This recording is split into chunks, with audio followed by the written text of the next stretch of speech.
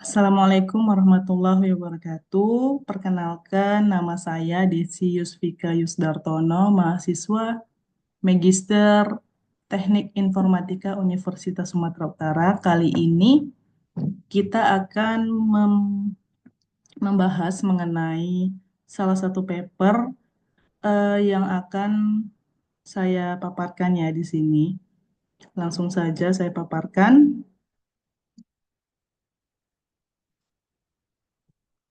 Oke.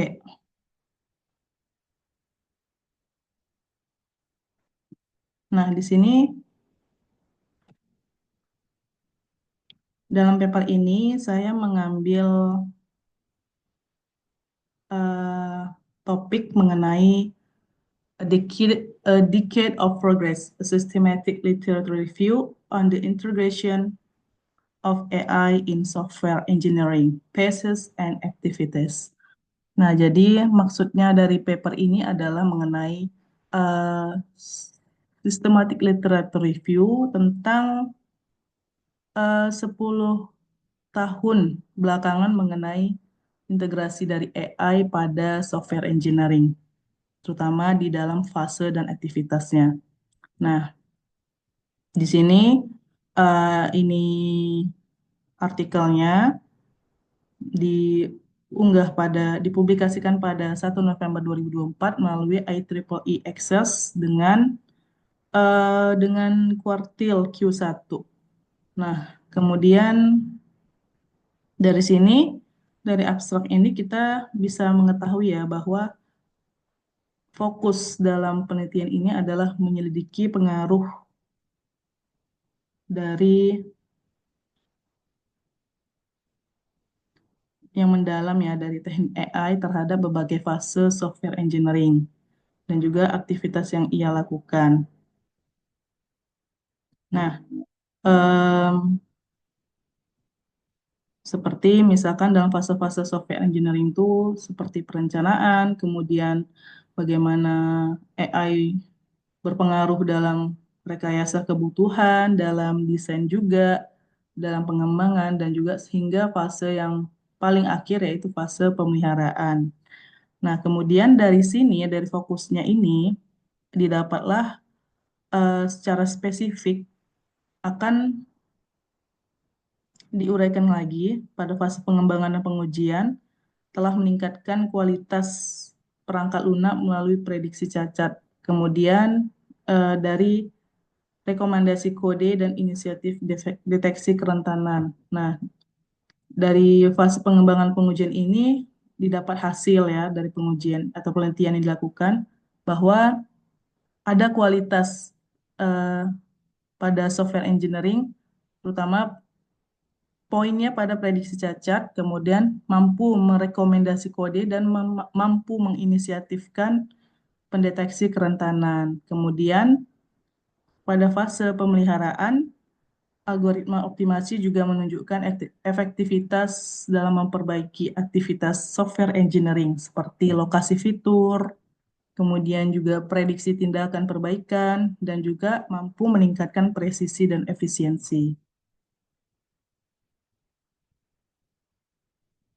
Nah, nah, kemudian dari paper yang saya review, apa sih latar belakang yang mendalami paper tersebut atau penelitian tersebut dilakukan?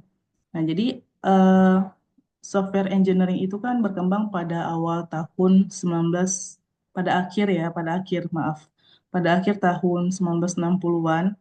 Nah, jadi si software engineering ini masih melakukan pendekatan secara tradisional dalam eh, perkembangannya atau pengembangannya. Nah, kemudian seiring berjalannya waktu diperlukanlah metode yang lebih modern dan juga lebih dinamis agar perkembangan SE ini semakin baik ya. Nah, maka diperlukanlah si AI ini ke dalam SE tersebut. Nah, yang difokuskan apa? Yang difokuskan itu mulai dari tahapan SE sejak dari perencanaan, pengumpulan kebutuhan hingga penerapan dan pemeliharaan. Nah, sehingga si perannya AI ini juga penting dalam meningkatkan efisiensi, memperbaiki manajemen sumber daya, dan menangani masalah rumit yang melekat dalam operasi SE. Nah, dari situlah dibuat penelitian ini. Kemudian, tujuan dari penelitiannya adalah mengeksplorasi bagaimana integrasi AI mengubah software engineering dari tahun 2013 hingga 2023, di mana di sini yang dilakukan adalah eh, klasifikasi AI dalam domain software engineering menjadi objek, fungsi, dan proses yang saling terkait, sehingga meningkatkan efisiensi dan akurasi AI terhadap software engineering dan mampu memperkuat kerangka kerja SE pada setiap kebutuhan. Nah, jadi goals-nya itu ya, meningkatkan efisiensi dan akurasi AI terhadap SE dan memperkuat kerangka kerja SE pada setiap kebutuhan. Kemudian,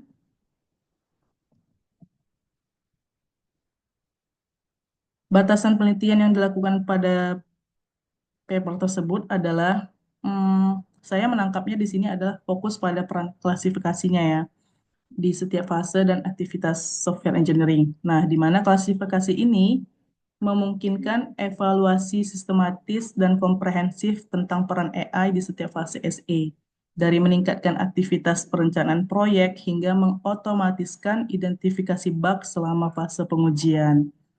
Nah, jadi batasannya dari mulai fase dan juga eh, memantau atau menilai kinerja dari aktivitas SE. Bagaimana, apakah dia efektif, efisien, atau belum, seperti itu. Kemudian dari metodologi yang dilakukan adalah tentunya ini merupakan studi literatur review ya, secara sistematis. Nah, di mana pendekatannya itu terstruktur dan terdiri dari 8 fase dengan 5 fase inti di mana setiap fase memberikan hasil yang berbeda yang pada akhirnya mengarah pada pembuatan peta sistematis. Nah, jadi 5 fase inti itu mulai dari identify research question, kemudian identify data source, identify search terms, sampai ke data ekstraksi. Nah, itu 5 fase intinya. Sisanya, mulai dari quality assessment hingga interpretation and result reporting merupakan eh, 3 fase tambahan atau 3 fase bantuan dukungan ya pelengkap sehingga menjadi peta sistematis. Nah,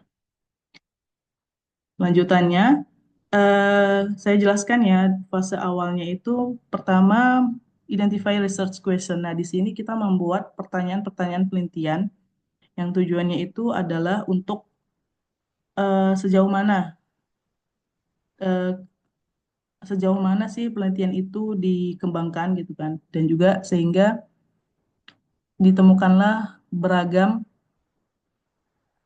penelitian-penelitian yang dipilih. Nah, kemudian masuk ke identify data source. Nah, identify data source inilah kita mengidentifikasi sumber-sumber data yang kita mau ya, yang kita pakai.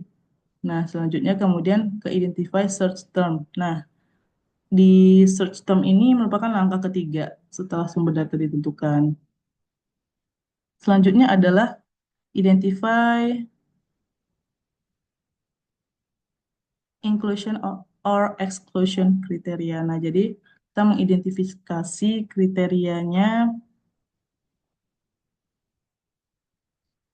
bagaimana, apakah tunggu sebentar. Nah, sebelumnya saya ingin menjelaskan mengenai studi utama ya. Studi utama itu melibatkan pencarian sistematis di basis data ilmiah dan meninjau proceeding konferensi serta artikel jurnal secara manual. Nah, dari sini disaringlah studi-studi ini yang relevan dan memastikan hanya eh, literatur yang relevan saja yang menjawab pertanyaan penelitian yang disertakan. Kemudian keyword pada abstrak mampu memfasilitasi pengembangan selama klasifikasi yang efisien yang diinformasikan oleh studi yang ada. Nah, pada tahapan data extraction, tunggu ya, saya ini kan belum. Pada tahapan data extraction, Artikel yang relevan dikategorikan sesuai dengan skema yang telah ditetapkan dan studi yang tidak secara langsung berkontribusi pada penilaian kualitas atau menjawab pertanyaan penelitian yang dikecualikan. Nah, sehingga akhirnya ketiga studi diubah menjadi data, menjadi kaya dengan sintesa dan interpretasi, serta hasil dilaporkan, petanya pun akan terselesaikan secara sistematis.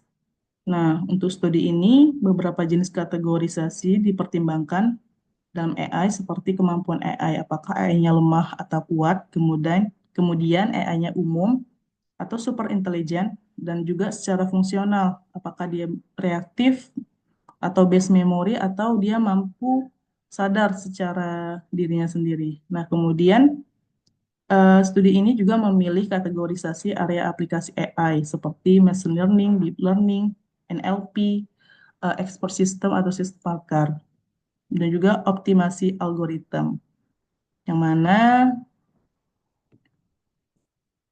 ini akan menjadi proses penelitian berikutnya. Nah, di sini di gambar kedua merupakan dari kategorisasi area AI. Nah, tahapan machine learning ini apakah dia eh, menggunakan algoritma-algoritma yang umum dipakai ya. Kemudian juga begitu juga dengan NLP, optimasi OA atau optimization algorithm dan deep learning. Nah, ini menggunakan algoritma atau metode-metode yang eh, lagi berkembang saat ini. Nah, kemudian merujuk dari pengembangan metode sebelumnya, eh, dapatlah hasil dari ini ya, dapatlah hasil dari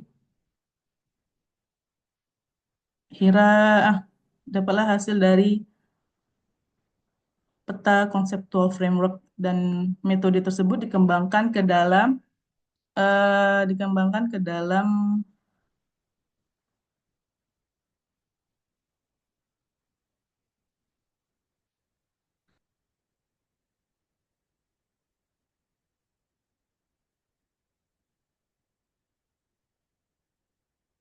Nah, maaf ada gangguan sebentar. Nah, kemudian kita lanjut dari dari gambar ini dibagi menjadi dua ya. Pertama ada pertanyaan penelitian, kemudian ada tentang kerangka konseptual. Nah, ada 4 pertanyaan penelitian yang diajukan oleh para peneliti. Nah, dan ini merupakan bagian dari metodologi penelitian, disimbolkan dalam huruf RQ ya, research question. Nah, em, kemudian pertanyaan penelitian itu akan menjawab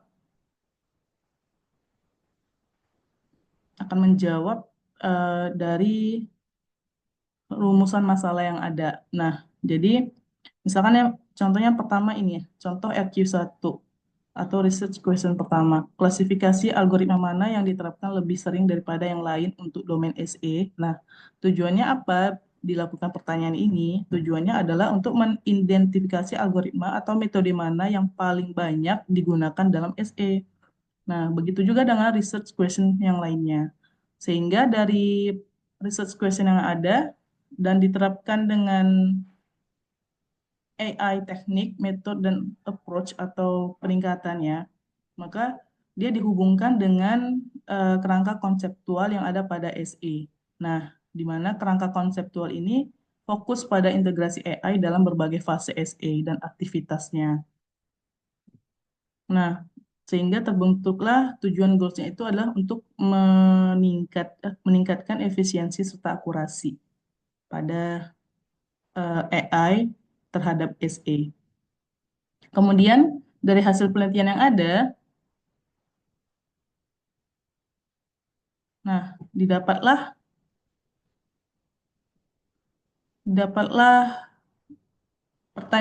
jawaban dari pertanyaan-pertanyaan penelitian. Seperti misalkan dari pertanyaan penelitian yang pertama, yang mana algoritma AI yang paling sering dipakai daripada untuk SE. Nah, dari diagram yang ada didapatlah bahwa random forest merupakan algoritma yang paling sering digunakan. Kemudian eh, pertanyaan yang kedua, apakah ada teknik AI yang spesifik atau metode AI yang spesifik yang disediakan lebih sering untuk fase SE dan daripada yang lainnya? Maka dari figur 5 ya, atau gambar 5 ini didapat bahwa terdapat pada tahapan software planning terdapat proses machine learning yang paling spesifik ya, studi literaturnya sebanyak 29 literatur atau referensi yang didapat. Kemudian begitu juga dengan requirement, ternyata NLP yang paling banyak mendapatkan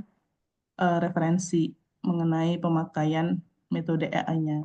Sampai hingga software development and maintenance, machine learning juga menempati posisi pertama dalam mendapatkan referensi paling terbanyak. Nah, kemudian untuk pertanyaan penelitian yang ketiga mengenai yang paling efisien ya pada fase SE dan aktivitasnya diperolehlah seperti ini. Nah, saya langsung ke tabel 3 ya. Dalam hal software design masih seimbang ya, tapi di bagian optimasi algoritma terdapat dua referensi studi literatur atau studi referensi penelitian. Nah, kemudian eh, sampai hingga ke testing paling banyak itu pada bagian optimasi algoritma. Nah, ini menunjukkan bahwa eh, al- pada tahapan-tahapan SE atau fase-fase SE yang paling efisien itu adalah optimasi algoritma. Nah, ini lebih dirincikan ya tabel 2 ini pemetaannya. Bagaimana tingkat AI yang tertinggi serta efisiensinya dalam fase-fase SE. Nah, kemudian pertanyaan keempat, untuk apa dilakukan AI, metode AI yang spesifik? Nah, dan bagaimana akurasinya? Nah, jadi jawabannya adalah di antara kumpulan 100 makalah yang diteliti, terdapat 74 referensi yang memiliki dampak positif AI dalam meningkatkan akurasi fase SE dan aktivitas yang terkait. Nah, jadi dari proses atau eh, metodologi penelitian yang dilakukan, maka didapatlah kesimpulan bahwa teknik AI secara signifikan meningkatkan efisiensi dan akurasi di berbagai fase dan kegiatan SE. Kemudian, machine learning dan NLP sangat efektif dalam fase perencanaan, rekayasa kebutuhan, dan pemeliharaan. Kemudian, teknik AI meningkatkan fase SE dengan mengotomatiskan tugas, mengurangi usaha manual, dan meningkatkan akurasi prediktif, sehingga mengurangi kesalahan dan meningkatkan keandalan. Beberapa manfaat AI dalam fase dan kegiatan SE telah diidentifikasi. Dalam fase perencanaan, machine learning meningkatkan akurasi dan efisiensi prediksi. Kemudian NLP meningkatkan klasifikasi kebutuhan, identifikasi fitur, dan analisis sentimen dalam rekayasa kebutuhan. Kemudian algoritma optimasi meningkatkan generasi dan proses optimasi kasus uji selama pengujian, serta em, NLP juga meningkatkan akurasi dan efisiensi deteksi bug, sementara teknik AI meningkatkan prediksi bug, deteksi kerentanan, dan otomatisasi tugas pemeliharaan selama penerapan dan penelitian dan pemeliharaan. Maaf. Nah, dari kesimpulan yang ada, maka didapatlah untuk saran penelitian berikutnya bahwa tantangan integrasi dengan alat dan alur kerja SE yang ada itu meminta kita para peneliti untuk lebih membuat model yang lebih kompleks dan juga eh, terutama pada masalah interpretabilitasnya, kemudian juga pada hal biaya dan juga kebutuhan komputasi. Nah, selain itu juga dalam hal pertimbangan serta kebutuhan untuk integrasi AI yang bertanggung jawab juga disoroti. Nah, tapi poin utamanya tetap pada kompleksitas model, di mana dari model ini eh,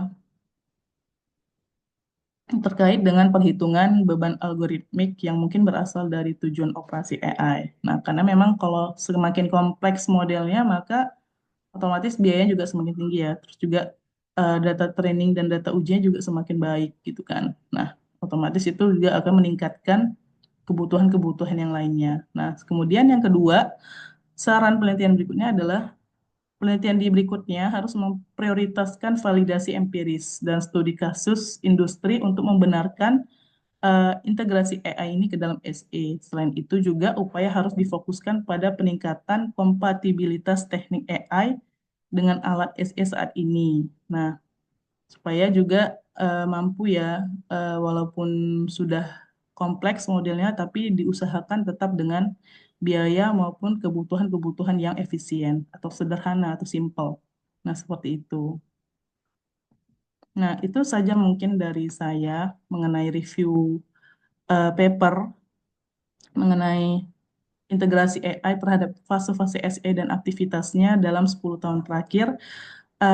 Semoga bisa menjadi referensi bagi teman-teman semua dan bisa bermanfaat juga ya untuk kita semua. Assalamualaikum warahmatullahi wabarakatuh.